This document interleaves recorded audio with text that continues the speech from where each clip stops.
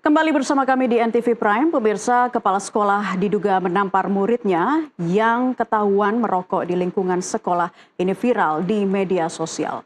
Sang murid yang tak terima lapor ke pihak kepolisian dan menyebabkan rekan-rekannya atau teman-teman sekolahnya mogok sekolah.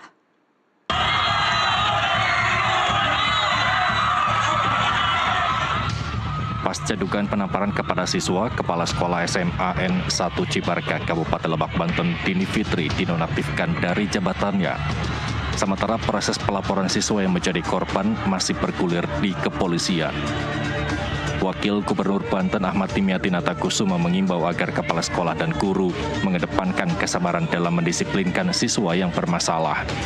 Dimyati mengatakan penonaktifan kepala sekolah dilakukan hingga lingkungan pendidikan SMA N1 Cibarga kembali kondusif. Itu kalau ada kejadian begitu berarti kepala sekolahnya sebagai general manajernya di situ, di unit itu kan UPT. Jadi UPT itu unit pelaksana tugas itu sekolah, kepala sekolah. Kalau dia tidak bisa membuat nyaman, tentrem, damai, membuat kondusif, berarti kepala sekolahnya nggak benar. Saya minta segera nonaktifkan kepala sekolah itu dalam proses. Ya nonaktifkan segera nih, sekarang udah harus nonaktif. Insiden ini menjadi perhatian luas pasca aksi penamparan ratusan siswa melakukan aksi mogok sekolah. Hingga kini kasus dugaan penamparan siswa di SMA N1 Cibarga masih dalam penanganan pihak berwenang. Sementara itu, perdebatan di masyarakat terus bergulir, terutama soal batas antara tindakan disiplin pendidikan dan kekerasan fisik di sekolah. Dari Lebak, Banten, Hasim Adnan, Jurnalis NTV, melaporkan.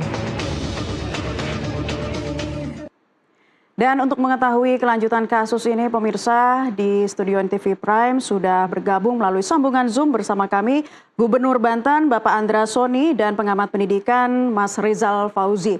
Selamat sore Pak Andra Soni, Mas Rizal. Selamat sore Mbak.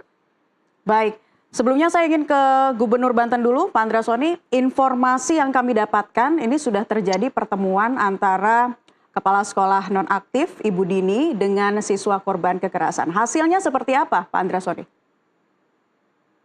Ya, pertama-tama saya ucapkan terima kasih kesempatan dari NTV untuk bisa memberikan penjelasan terkait apa yang sedang terjadi di SMA 1 Cibarga. Jadi kejadian di sekitar hari Jumat dan kemudian pada hari Senin dan Selasa, siswa-siswa sebanyak 630 siswa mogok belajar. Dan ini adalah situasi yang harus segera dikendalikan, karena bila mana berkelanjutan itu menjadi presiden yang tidak baik untuk dunia pendidikan, untuk anak-anak khususnya. Maka Dinas Pendidikan Provinsi Banten untuk sementara mengambil kebijakan untuk menonaktifkan dalam rangka menertibkan siswa-siswa yang sedang sekolah. Dan langsung ditindaklanjuti dengan sekolah kembali normal pada hari ini.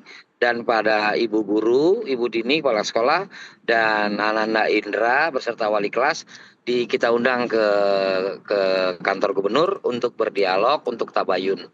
Dan alhamdulillah tadi sudah saling memaafkan bahwa Indra mengakui bahwa beliau melakukan pelanggaran disiplin, yaitu merokok di sekolah, dan beliau menyampaikan permohonan maaf kepada ibu Dini, kepala sekolah, dan ibu Dini juga menyampaikan permohonan maaf juga kepada Indra, bahwa Ibu Dini juga berusaha menegakkan disiplin karena peduli kepada Indra dan anak-anak bahwa merokok itu tidak baik dan merokok di sekolah itu adalah sebuah pelanggaran.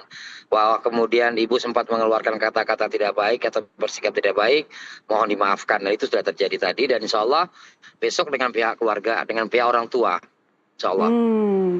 Jadi dalam hal ini sudah terjadi perdamaian ya Pak Soni? Ya, sebenarnya ini kan karena memang harus tabayun ya, supaya kita sama-sama paham bahwa tidak ada satupun guru yang niatnya mencelakai anak muridnya. Dan ya tidak mungkin guru tidak melakukan teguran atau tidak melakukan pendisiplinan bila melihat secara langsung anak didiknya merokok. Jadi di satu sisi, dan di sisi lain tentu sekolah harus menjadi tempat yang bebas dari kekerasan.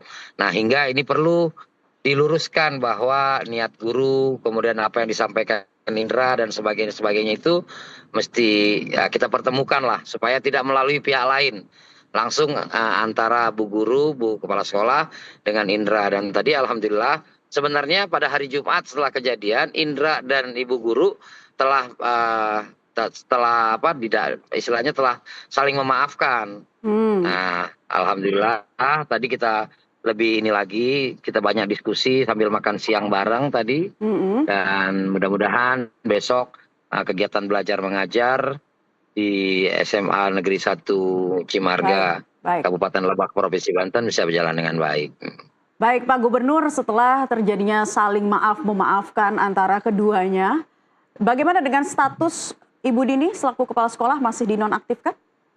Ya, karena anak-anak sudah bisa bersekolah dengan normal, situasi sudah kembali normal, maka mulai besok Ibu Dini akan kembali bertugas sebagai kepala sekolah.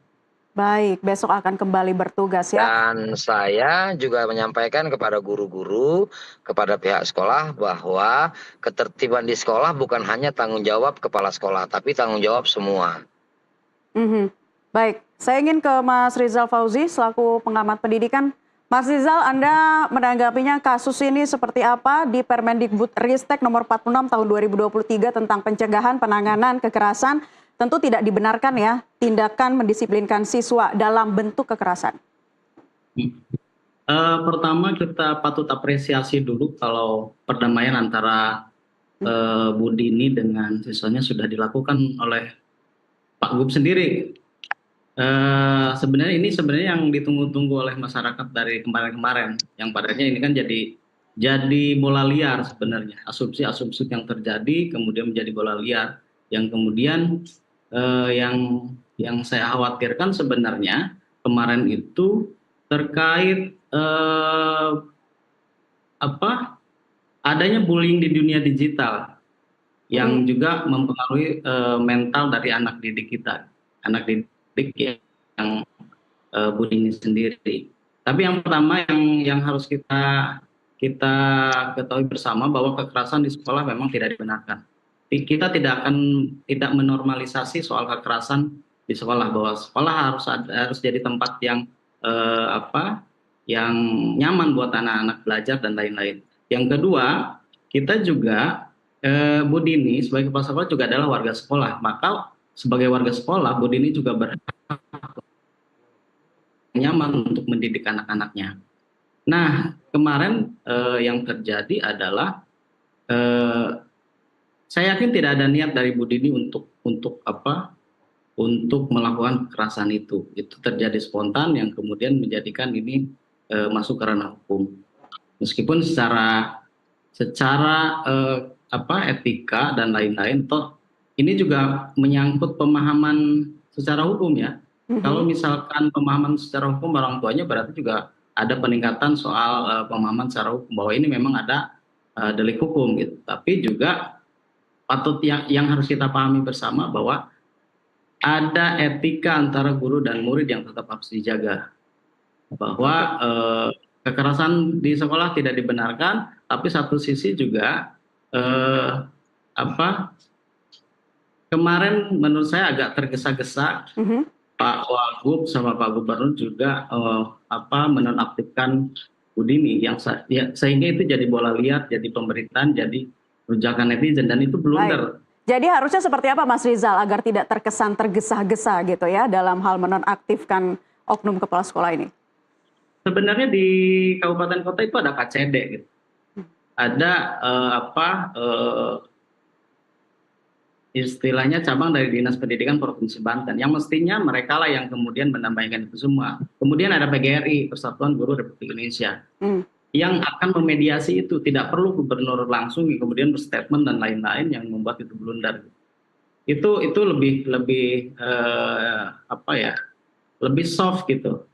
Ini menjadi blunder di media massa atau di media sosial, yang kemudian dampaknya juga ada bullying digital terhadap anak yang kemudian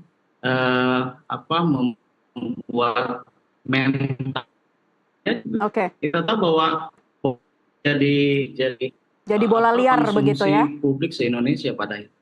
Baik, saya ingin kembali lagi ke Pak Gubernur, Pak Andra Soni. Pak Gubernur, kalau kemarin Anda melihat apa langkah yang Anda ambil itu sudah dengan pertimbangan yang cukup matang untuk menonaktifkan kepala sekolah ini karena sebetulnya ada pihak-pihak yang bertanggung jawab untuk mengusut tuntas kasus ini ya Pak ya? Ya.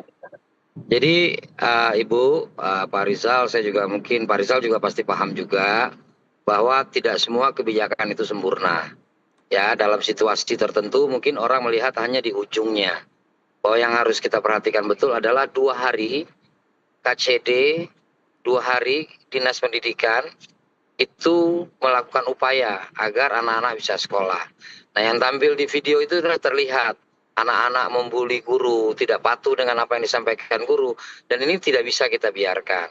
Bahwa kemudian ada insiden antara kepala sekolah dengan murid, ya itu juga tidak bisa kita anggap sebagai kejadian biasa.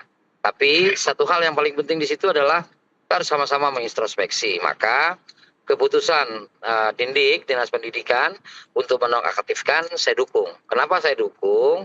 Karena menonaktifkan itu bukan berarti menghukum. Menonaktif dalam rangka menertibkan kegiatan belajar mengajar yang dari sekolah yang tidak mampu lagi dikendalikan oleh yang bersangkutan.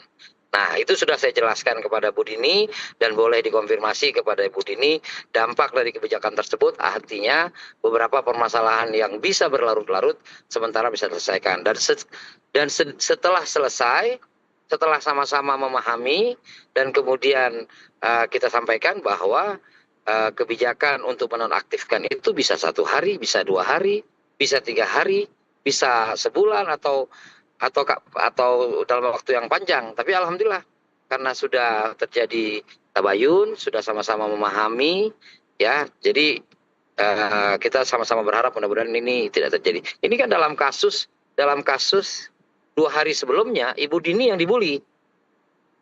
Dalam 2 hari sebelumnya.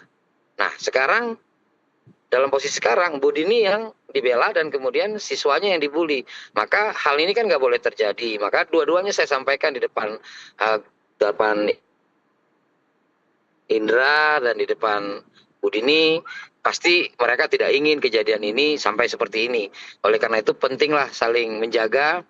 Saya masih ingat lagu kita waktu-waktu kecil ya. Ya, hormati gurumu, sayangi teman itu mesti kita kembalikan menjadi rohnya suasana pendidikan di sekolah. Baik, Pak, kami juga sudah menghubungi Ibu Dini, namun yang bersangkutan belum bisa memberikan keterangan di sini. Namun, apakah temuan hasil pemeriksaan ini yang sebelumnya dilakukan ini memang menguatkan tanda-tanda bahwa kepala sekolah ini memiliki regulasi emosi yang tidak stabil, Pak?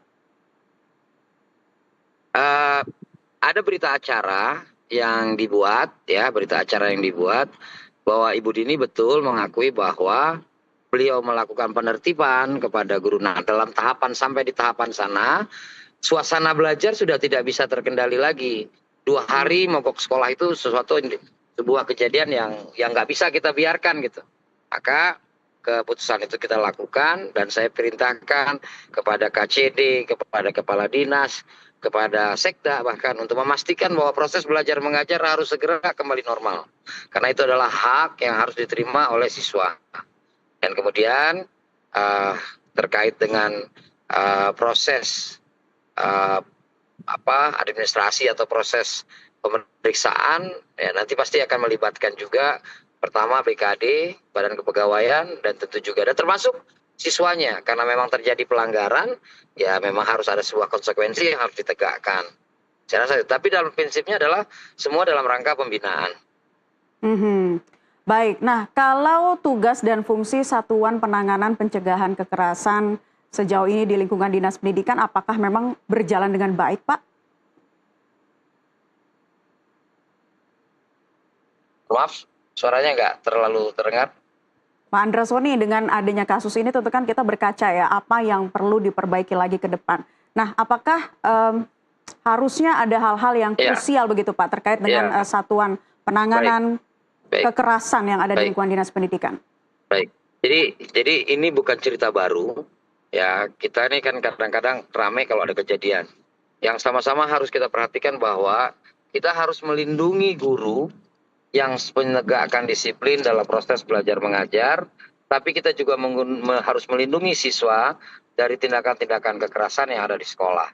dua hal ini saat pemahaman kita berbeda, maka ini akan jadi masalah. Bahkan ada konon atau ada guru yang dikriminalisasi saat berupaya mendidik anaknya, karena memang ada sesuatu yang terjadi. Nah, kemudian ada juga ya kan, gurunya, anaknya tidak punya kesalahan apa-apa, gurunya yang punya permasalahan. Nah, ini maka bukan kejadian sekali dua kali, ini sudah terjadi di dunia pendidikan kita. Tentu kita berharap kepada Kementerian Pendidikan, dan juga bagaimana jangan sampai guru-guru ini dalam rangka mendidik muridnya itu berhadapan dengan hukum yang tidak bisa diselesaikan secara musyawarah. Tapi saya yakin dalam kasus ini kedua belah pihak, semua pihak yakin bahwa ini bisa diselesaikan secara baik-baik. Baik, saya akan kembali ke Mas Rizal. Mas Rizal, jadi kalau Anda melihatnya ini sudah melakukan musyawarah begitu ya keduanya, tapi bagaimana apa yang seperti dikatakan oleh Pak Andra Sori tadi, agar juga siswa dan guru ini sama-sama ada pemahaman dan juga bisa melindungi masing-masing, itu seperti apa ya? Baik, saya sepakat tadi dengan Pak Gub soal bahwa sebagai warga sekolah, guru dan murid itu adalah dua objek yang memang harus dilindungi. Yang utama murid atau siswa itu ya harus terlindungi dari tindakan-tindakan yang memang termasuk kekerasan, baik kekerasan fisik maupun kekerasan verbal, nonverbal atau kekerasan seksual. Kalau di perguruan tinggi mungkin ada Satgas PPKS. Mungkin yang lebih ininya meskipun sudah ada aturannya di Permendikbud dan lain-lain, tapi itu harus terus disosialisasikan ke sekolah-sekolah agar hal-hal tersebut tidak terjadi lagi. Guru tidak dikriminalisasi saat ingin menegakkan disiplin atau ingin mendidik siswa-siswanya, meskipun kita tidak menormalisasi soal kekerasannya. Yang kedua, ya murid juga harus nyaman ketika ada di lingkungan sekolah. Nyaman dan tidaknya murid, kemudian nyaman dan tidaknya guru juga itu tergantung lingkungan sekolah itu sendiri dan orang tua murid. Maka pemahaman yang sama mestinya juga diberikan kepada orang tua siswa itu sendiri, bahwa ketika menitipkan anak ke sekolah, maka anak itu harus siap untuk dididik. Baik. Mas Rizal dan juga Pak Andra Soni, nanti kita akan lanjutkan kembali perbincangan usai jeda azan maghrib, dan pemirsa tetaplah bersama kami akan kembali untuk Anda sesaat lagi.